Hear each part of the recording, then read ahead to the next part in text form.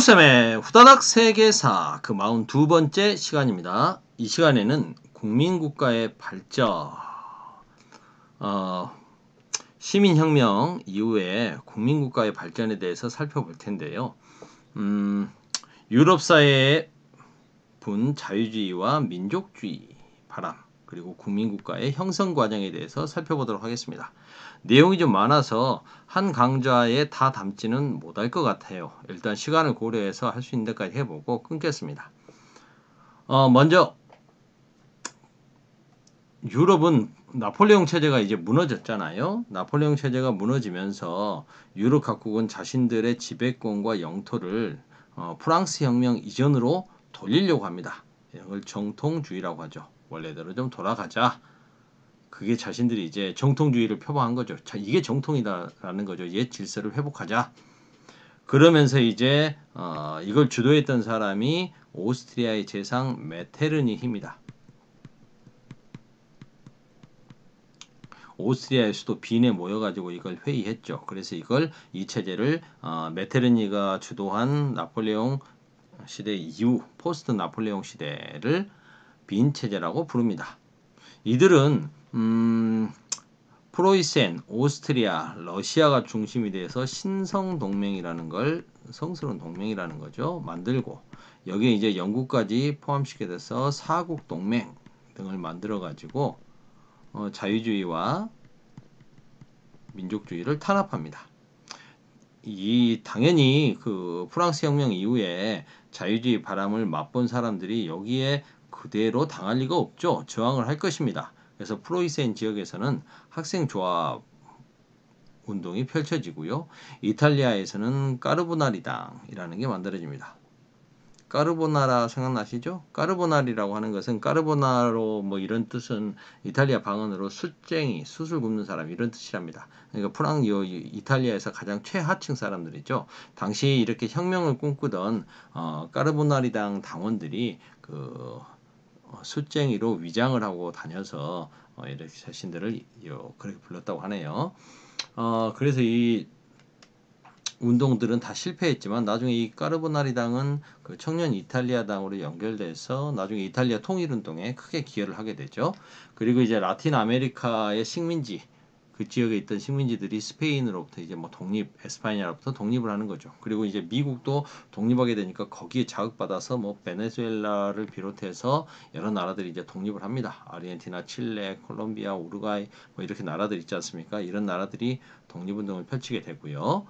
차례로 독립하게 되고, 그리고 이제 영국이라든가 프랑스, 러시아 이런 나라들의 지원을 받아가지고 그리스가 오스만 투르크로부터 수백 년간 지배받고 있다가 드디어 독립을 쟁취하게 됩니다. 이제 프랑스 혁명의 근거지였던 프랑스에 대해서 살펴보도록 합시다. 당연히 이제 원래 왕조였던 부르봉 왕조가 부활을 하죠. 그러면서 샤를 10세가 왕이 됩니다. 샤를 10세는 의회 해산해버리고 선거권 제한하고 언론 통제하고 마음대로 합니다. 전제정치가 부활되는 거죠. 쉽게 말하면. 그러자 당연히 프랑스, 특히 파리의 자유주의자들, 시민들, 노동자들은 이거 거부하겠죠. 부르봉 왕조 무너뜨려버리고, 비록 귀족이지만 시민들의 이야기를 많이 들어줬던 경건왕이라 불려졌던 루이 필립을 왕으로 추대합니다.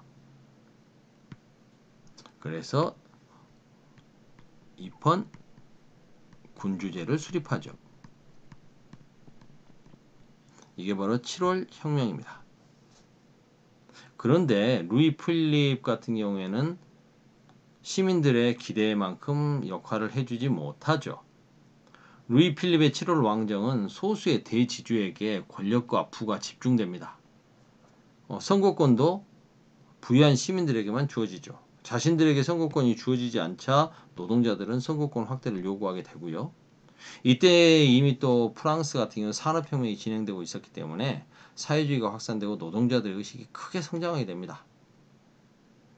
마침내 중소시민과 노동자들은 루이 필립을 몰아내고 공화정, 안되겠다, 왕 이거 세워봤더니 안돼, 아무리 뭐 잘하네 뭐하네 해도 역시 공화정이 최고야, 다시 공화정으로 돌아가는 거죠. 그래서 공화정을 수립하게 됩니다. 이걸 2월 혁명, 1848년 2월 혁명입니다. 이러한 프랑스 7월 혁명과 2월 혁명으로 이어지는 이러한 혼란기를 다룬 영화가, 특히 그 2월 혁명을 배경으로 하고 있는 영화가 레 미제라블이 있지 않습니까? 딴따단 따단 따단 따다다단 따단 따단 따다다단 따단 따단 따단 따단 따단 따단 뭐 이런 거 아니겠습니까? 그다음 영국 보겠습니다. 영국은 뭐 프랑스에 비해서는 이제 이건 의회를 중심으로 잘 일어났기 때문에 뭐 잘 되죠. 이 뒷부분 이야기, 프랑스 이야기를 살짝 더 우리 교과서에 나와 있는 부분을 해보자 한다면 2월 혁명으로 루이 필립 쫓아내고 나서 또 루이를 세웁니다. 이분은 루이 나폴레옹. 이 사람이 이제 공화정의 대통령이 되는 거죠. 근데 이 사람은 이제 쿠데타, 친위 쿠데타와 국민 투표를 통해서 또 황제가 됩니다. 이 사람이 나폴레옹 집안 사람이거든요. 그래서 또 나폴레옹 3세가 됩니다. 그러니까 프랑스 사람들이 그 나폴레옹에 대한 그 환상이 있지 않습니까? 그걸 좀 이용했다라고 볼 수 있겠죠. 나폴레옹의 조카였던 루이 나폴레옹이 이제 황제가 돼가지고 크림 전쟁하고 인도차이나 점령하고 멕시코 전쟁하고 막 개입하고 막 난리를 칩니다. 그러다가 이제 보불 전쟁, 프로이센과의 전쟁에서 패배하면서 몰락하죠. 여기에 저항했던 프랑스인들이 또 안 된다. 이거 외세가 또 프랑스에 들어오는 건 반대한다라고 하면서 자치정부를 세우죠. 그게 파리 시민들을 중심으로 만들었던 파리 꼬민이라고 하는 게 만들어집니다. 하지만 결국 이제 이것도 진압돼 버리고 하게 되죠. 이런 과정. 영국 보겠습니다. 영국은 의회를 중심으로 자유주의적인 개혁이 점진적으로 진행이 됐다 라고 말씀드렸습니다. 산업혁명으로 인해 가지고 뭐 하루 12시간 이상씩 노동하고 심야 작업하고 얼마나 많은 어린 아이들까지 그 노동 착취에 시달렸습니까? 근데 이제 이런 거 못하게 하는 거죠. 12시간 이상 일하지 말아라. 심야 작업 안 된다. 이런 공장법을 제정하죠. 유럽 최초로. 그리고 이제 심사법을 폐지하고 카톨릭 해방령을 제정합니다. 이렇게 종교의 자유를 허락해 주는 거죠. 영국 국교회, 뭐 청교도 뭐 이런 거 상관없이. 그래서 종교의 자유를 인정해 주고요. 이런 자유주의적인 개혁이 일어납니다. 그런데 이제 좀 문제가 없었던 건 아닙니다. 산업혁명으로 인구가 막 늘어나잖아요. 선거구를 다시 재조정해야 될 거 아닙니까? 근데 이제 그렇지 않고 도시에 사람들이 많이 몰려 있는데 또 불구하고 뭐 지방에 이렇게 선거인 수가 줄어든 선거구에서 투표자들이 뭐 매수당해서 선거를 좌지우지하고 부정부패가 많이 일어나요. 이런 데를 부패 선거구라고 합니다. 이런 거 없애고 신흥 상공업자들에게 선거권을 부여하자. 이게 선거법입니다. 그래서 선거법이 나름 개정이 됐죠. 그런데 이게 모두를 만족시키지 못했다는 게 문제입니다. 이 정도 가지고 안 된다. 우리 노동자들에게도 선거권을 보장해줘야 될 거 아니냐. 그래서 이 노동자들은 이제 인민헌장이라는 것을 발표하고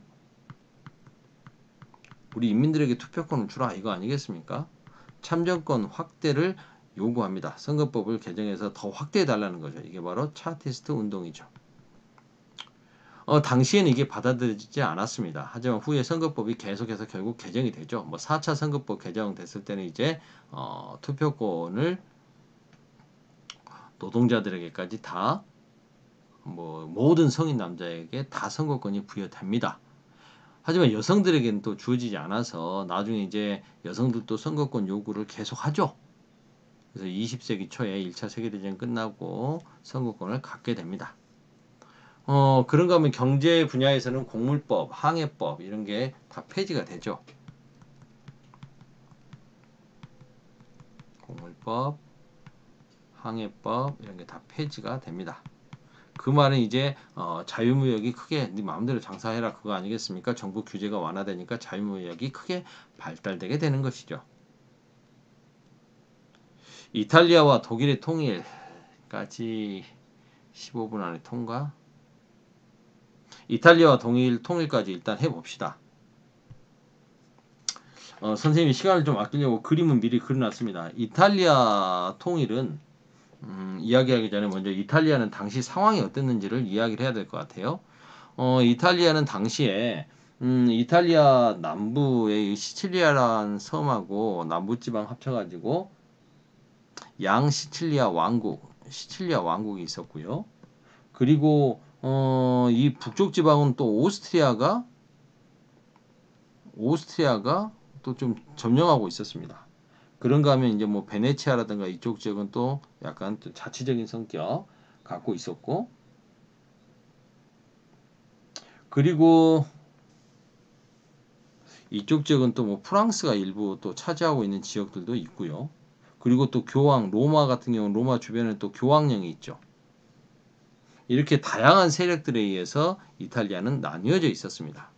그리고 이 사르데냐 섬에는 또 사르데냐 왕국이 있었고요. 근데 이탈리아 통일을 주도했던 세력은 바로 이 사르데냐 섬나라였던 사르데냐입니다. 사르데냐 왕국 같은 경우에는 뭐 여기하고 이쪽에 뭐 제노바 일부 땅을 이렇게 갖고 있었는데요.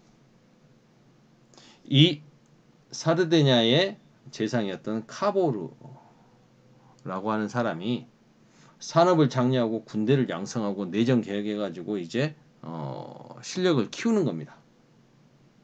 그리고 북부 지방의 오스트리아를 물리치기 위해서 프랑스를 끌어들여서 오스트리아를 치게 하죠. 그러면서 이제 오스트리아를 물리치고 나서 이제 이 중부 지방을 차지하게 됩니다. 프랑스를 끌어들여서 오스트리아를 물리치고 이제 중부 지방을 딱 차지하는 거죠. 근데 이때 이제 그 붉은 셔츠다이라고 하는 의용군을 이끌고 이탈리아 통일의 3대 주역 중에 한 명인 가리발디가 나서게 되는 거죠. 이 사람은 이제 이 남쪽 지방 이렇게 해서 제노바를 출발해서, 이건 좀 붉은 셔츠다니까 붉은색으로 표시해 볼까요? 시칠리아 섬으로 들어가서, 그리고 이제 시칠리아 점령하고 그 다음에 이탈리아 반도 남쪽으로 들어가서 로마로 진군하는 거죠. 이러면서 이렇게 남부지방까지 다 점령을 하더니 이걸 어떡합니까? 정말 이거 낭만주의자라고 해야 되나? 정말 이 이탈리아 통일에 모든 걸 바친 사람, 신념이 뚜렷했던 사람, 욕심이 없던 사람, 가리발디 같은 경우에는 이걸 이 남부지방을 통합하고 나서 이 땅들을 사르데냐 왕에게 바칩니다. 이렇게 되니까 이제 사르데냐 왕국이라고 할 수는 없겠죠. 이탈리아 전체가 이제 하나의 땅덩어리가 돼가고 있으니까. 그래서 이탈리아 왕국이 탄생하게 되는 거죠. 그리고 이제 베네치아하고 로마 교황령까지 흡수하게 되면서 이제 이탈리아 왕국, 이게 이탈리아 통일이 이루어지는 겁니다. 사르데냐 왕국이 주도했다 카보르의 내정개혁, 이탈리아 북부와 중부를 프랑스를 끌어들여서 오스트리아 몰아내고 차지하고, 가리발디가 남부지방을 통합한 후에 사르데냐 왕에게 헌납했다. 이러면서 이탈리아 왕국이 만들어지고, 그리고 말씀드렸듯이 베네치아하고 로마 교황령을 합치면서 통일했다. 독일의 통일, 벌써 이렇게 14분 돼가서요. 독일의 통일부터는 43강으로 여러분과 만나야 될 것 같습니다. 푸쌤의 후다닥 세계사 42강 여기서 마치겠습니다. 끝.